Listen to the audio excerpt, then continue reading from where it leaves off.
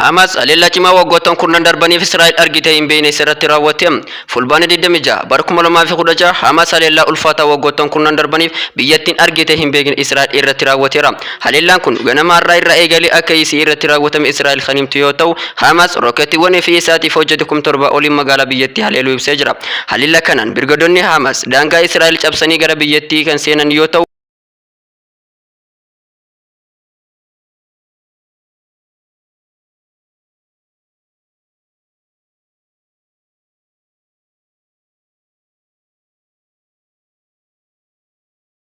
Israa'el giriira waggoottan dheeraa musliimotaa fi islaamaa irraan ga'aa turteef haleellaa Hamas isii irratti raawwateen guyyaa tokkotti gatii kafaltee gadda uffatte.